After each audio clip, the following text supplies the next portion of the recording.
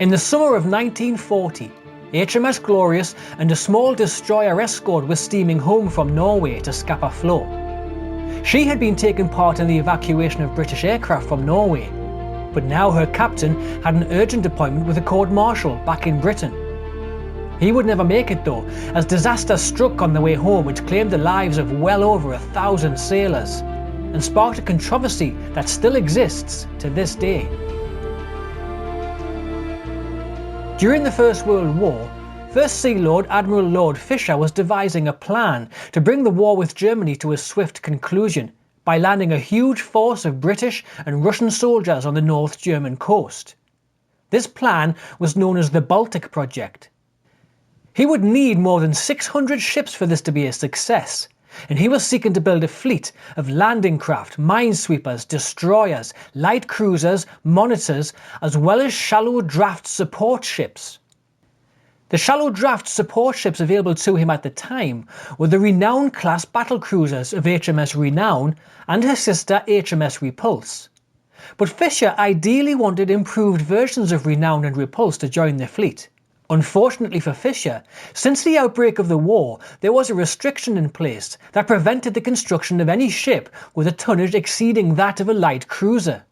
He therefore compromised the traditional design of a light cruiser by agreeing to minimal armour in exchange for the armament of a battlecruiser, therefore satisfying the tonnage restrictions. 3 ships were ordered that would become the Courageous class of battlecruisers: HMS Courageous, HMS Furious, and HMS Glorious. As much as this class of ship were categorised as battlecruisers, they became more accurately known as large light cruisers due to their compromised design. HMS Glorious was laid down on the 1st of May 1915 at Harland and Wolff, Belfast. Launched on the 20th of April 1916, and following fitting out, she was completed on the 31st of December 1916. She had an overall length of 787 feet, 239.8 metres, a beam of 81 feet, 24.7 metres, and a draft of 25 feet 10 inches, 7.9 metres, when at deep load. And when at deep load, she had a total displacement of 22,922 tonnes. Her Parsons geared steam turbines, powered by 18 Yarrow boilers, propelled her to a top speed of 31.42 knots, that's 58.2 km per hour, during her sea trials, and at full load would give a maximum range of 6,000 nautical miles, that's 11,110 kilometres. Glorious was armed with 4 15-inch Mark I guns, which were mounted in 2 twin gun turrets, A turret in the fore of the ship and Y turret in the aft. Her secondary armament consisted of 18 4-inch Mark IX guns, which were mounted in 6 triple mounts. Anti-aircraft defence were fitted abreast the main mast, consisting of a pair of 3-inch 20 hundredweight guns, and beneath the waterline were 2 submerged 21-inch torpedo tubes. HMS Glorious was commissioned into service in January of 1917, and was assigned firstly to the 3rd Light Cruiser Squadron of the Grand Fleet, but she wasn't there for long. The previous year, at the Battle of Jutland, the 1st Cruiser Squadron suffered heavy losses, and was subsequently disbanded following the battle. But it was to be reformed, however, and in July of 1917, Glorious and her sisters Courageous and Furious were reassigned to the 1st Cruiser Squadron. Throughout 1917, Germany had been making large efforts to clear the minefields that had been laid by Britain in the Heligoland Bight. These minefields had the purpose of restricting the actions of the German High Seas Fleet and submarines. The success of these minesweeping operations by the Germans was becoming quite a concern for the British Admiralty, so a counteraction was required. On the 31st of October 1917, a small raid was carried out and successfully destroyed 10 small German ships, and so, encouraged by this, the Admiralty decided that a larger operation should go ahead. Intelligence reports revealed that on the 17th of November 1917, a German minesweeping fleet would sail into the Heligoland Bight to continue sweeping paths through the minefields. Therefore, the British Admiralty ordered the 1st Cruiser Squadron, with cover provided by the 1st Battlecruiser Squadron and the 1st Battle Squadron, to sail out and destroy the German minesweepers. At 7:30 AM on the morning of the 17th of November, the German ships were spotted. HMS Courageous and light cruiser HMS Cardiff opened fire. The German response was to lay a smokescreen and attempt their escape. This worked for the smaller ships, but the German light cruisers were occasionally visible and were subject to opportunistic salvos from the British. During this engagement, at 8:33 AM, Glorious suffered an explosion in her forward turret. Rather than the result of enemy fire, it was actually caused by one of her own shells detonating inside the left-hand gun barrel. By 9:30 AM, the engagement was brought to a close, as the pursuit was leading the 1st Cruiser Squadron into a known minefield. The squadron turned south and then headed for home. HMS Glorious would need 5 days of repairs due to the damage caused to her forward turret. The following year, 1918, Glorious began her relationship with aircraft. When flying off platforms were fitted to her turrets, the forward turret was equipped with a Sopwith 1.5 Strutter aircraft, and the rear turret a Sopwith Camel. The final duty in the First World War for HMS Glorious was to be present to witness the surrender of the German High Seas Fleet on the 21st of November 1918, and following the war, she was placed into reserve at Rosyth, Scotland, and served as a training vessel for turret drills. The 1920s saw significant changes to the Royal Navy due to the 1922 Washington Naval Treaty. This treaty, signed by the 5 major allies of the United Kingdom, the United States, France, Italy and Japan, was intended to prevent an arms race by placing considerable restrictions on naval construction. It limited the number of battleships, battlecruisers and aircraft carriers, whilst at the same time cruisers, destroyers and submarines were not limited by numbers but were set a maximum displacement of 10,000 tons each. The Courageous class of battlecruisers were now at risk of the scrapyard, but the treaty did allow existing ships of up to 67,000 tons to be converted into aircraft carriers.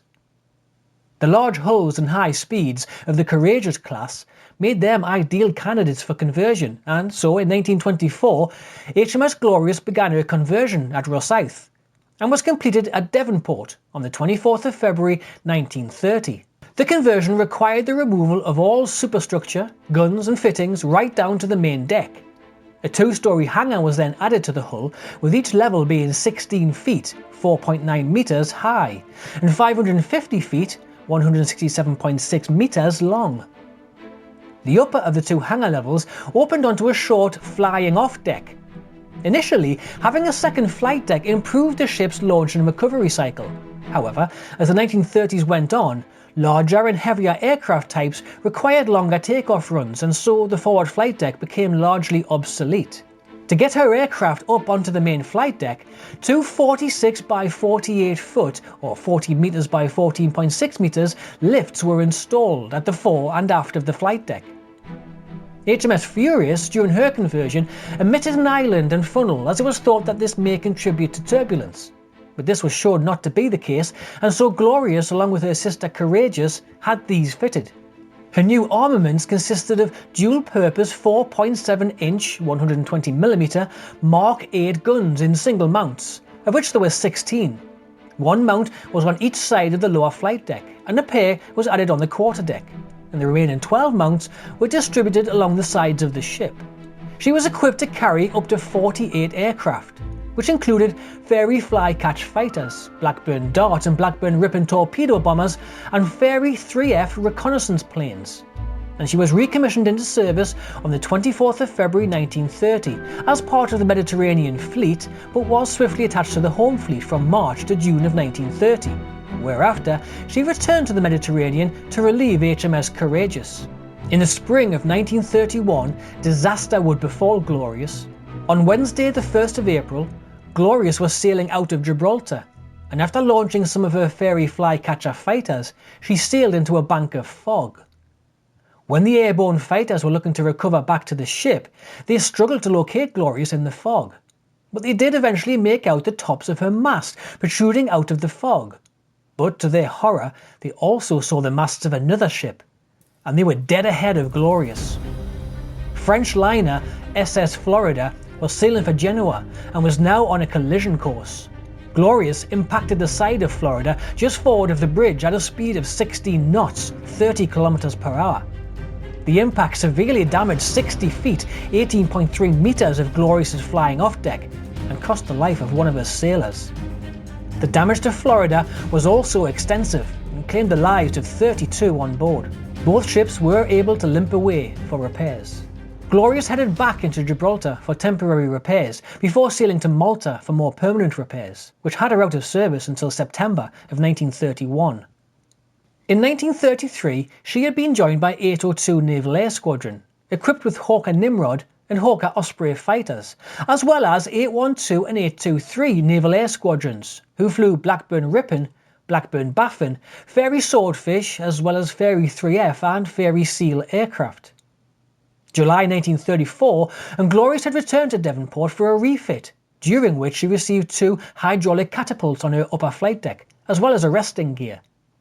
She also upgraded her armaments with 3 octuple 2-pounder 40mm pom-pom mounts, as well as quadruple mount for Vickers 12.7mm 0.5-inch anti-aircraft guns.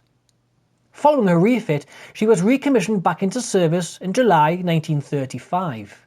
In April 1940, Glorious returned to the home fleet and was assigned to the task of providing air cover for British forces landing in Norway, as well as ferrying RAF aircraft to Norwegian airfields as part of the Norwegian Campaign. This went on for several weeks, ferrying between Scapa Flow and Norway, until June, when the campaign was finally lost and Germany successfully occupied Norway. During the evacuation of British forces from Norway in early June 1940, it was hoped that the RAF land-based aircraft could be saved. And on the 7th of June, 10 Gloucester Gladiators of 263 Squadron were successfully flown aboard. Now, this was fine for a biplane with their low landing speeds, but it was a different story for monoplanes, such as the Hawker Hurricanes of 46 Squadron. They did not have tailhooks, and so would rely on heavy braking upon touchdown, but this would run the risk of the fighter tipping forward into a propeller strike. A solution was discovered by the pilots, who placed a 7-kilogram, 15-pound sandbag in the rear of the Hurricane, which meant that full brakes could be applied immediately upon landing. This was the first time a high-speed monoplane would land on an aircraft carrier without the use of a tailhook or arresting gear. The following day would be HMS Glorious's final day. Her commanding officer, Captain Guy Doyley Hughes, was granted permission to sail for Scapa Flow, ahead of the main fleet that were returning from Norwegian waters. This special permission was granted so that Captain Doyley Hughes could oversee a court-martial of his air commander, who had earlier refused to carry out an attack on shore targets, having protested that the targets were ill-defined and that his aircraft were unsuited to the task. HMS Glorious set sail with a destroyer escort of HMS Acasta and HMS Ardent in the early hours of 8th of June 1940. At 3:46 p.m, the funnel smoke from the British ships had been spotted by German battleships Scharnhorst and Gneisanau, and about 15 minutes later the British spotted the Germans. Glorious maintained her speed and heading and dispatched Ardent to investigate, whilst ordering action stations and readying 5 Swordfish aircraft for takeoff. At the time that all this was taking place, Glorious did not have any aircraft airborne on combat air patrol, and there were no aircraft on deck ready for quick reaction launch, and there was no lookout in the crow's nest. She could not have been more ill-prepared for action. At 4:30 p.m, and at a range of 16,000 yards, 14.6 kilometers, Scharnhorst opened fire on Ardent. In an attempt to escape, Ardent returned fire with her guns and torpedoes, whilst also laying a smoke screen. One of Ardent's shells scored a hit on Scharnhorst, but the German battleship was far more deadly with her fire, and Ardent suffered several hits, capsized and sank. 152 lives were lost. Scharnhorst now directed her attention on Glorious.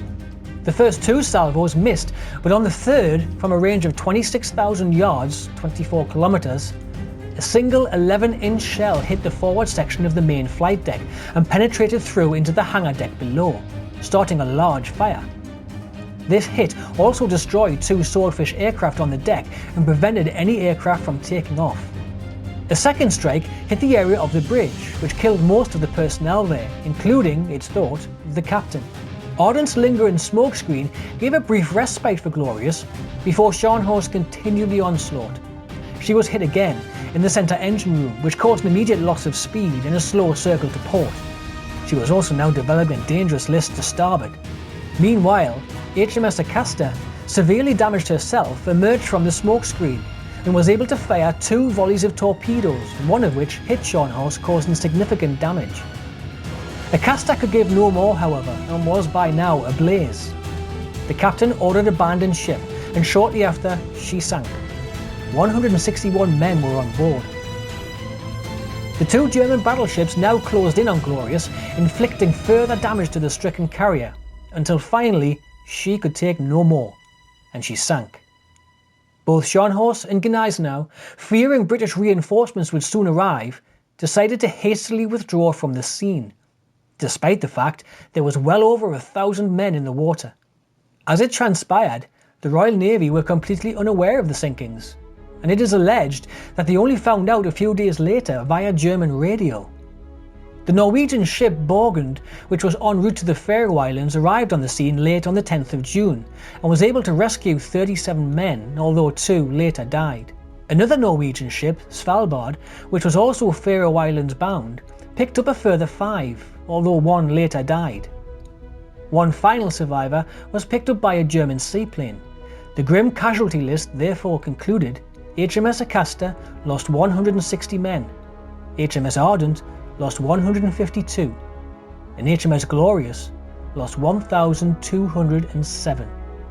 An immediate investigation commenced with the Royal Navy into the sinkings, and first attention was drawn to the fact that all ships are ordered to broadcast any enemy sightings, yet no such broadcast had seemed to have been made. However, some survivors from Glorious later testified that the enemy sighting was indeed broadcast and received by a nearby British ship. It became apparent that heavy cruiser HMS Devonshire was within 30 to 50 miles, or some 48 to 80 kilometres, of the battle, and was sailing under the command of Vice Admiral John Cunningham. He was carrying out orders to evacuate the Norwegian royal family to Great Britain and was instructed to maintain radio silence. Controversy persists that Cunningham did in fact receive the sighting report from Glorious, yet chose to ignore it and continue his high-speed journey to Great Britain under strict radio silence. The nature of this controversy has long persisted, and in fact was the subject of a debate in the British House of Commons as recent as the 28th of January 1999. Thanks for watching. Please help support this channel by hitting the like button and consider subscribing.